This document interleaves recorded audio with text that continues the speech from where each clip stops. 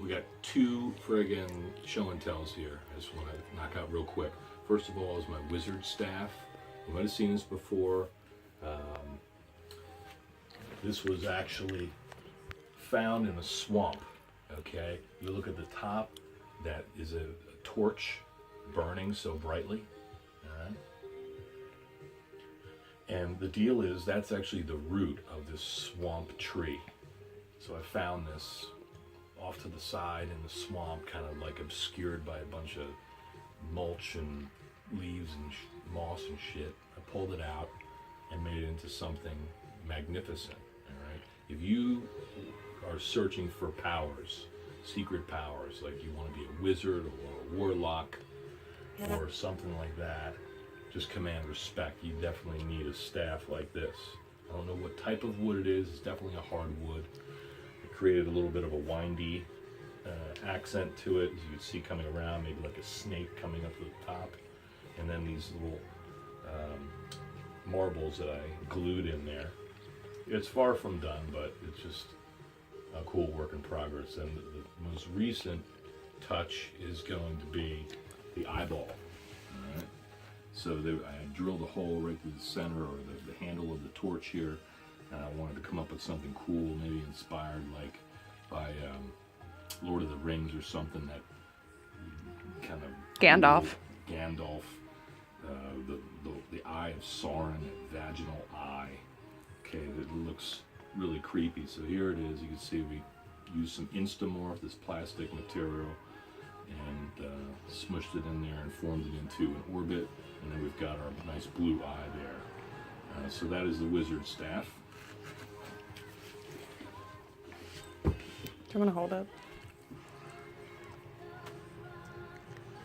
Hey, and this thing, I'll tell you right now, it's heavy. This is substantial.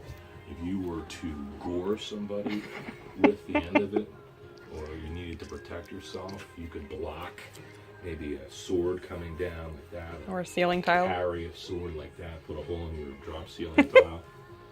If you wanted to command some sort of forces, you could push the eye out like that. The flame, imagine the flame burning so brightly, and the eye, the all-seeing eye, just seeing through your enemies and battlefields beyond, or whatever you guys do in Dungeons and Dragons. Alright? Secondly, and this is an awesome show and tell that I really treasure. Alright, this is called the Cereb-rock. Say it. Cereb-rock. Alright, the Cereb-rock is a very substantial, very heavy rock, although it's kind of, a little bit bigger than palm sized. Alright, it's about the size of the human brain, believe it or not, and about the shape of the human brain. So you can see all these little pits in there, and imagine little drops of water or something, magma, coming in and just creating these little indented surfaces, the texture of the Cereb-rock. And so this would be the frontal lobe and the occipital lobe, or vice versa. This would be the occipital lobe and the frontal lobe and the temporal lobe over here.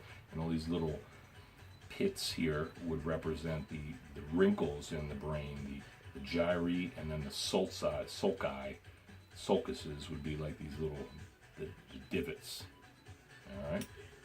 So that's what makes our brain. When we think of the brain, that's the cerebral cortex. So this is a Cereb-rock, and it is awesome, extremely heavy, maybe a meteorite, something from another land.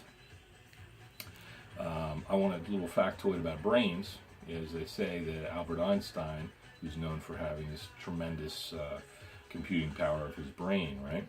Legendary, that when they dissected his brain, they could take their finger and they could stick it down in these holes here really deeply.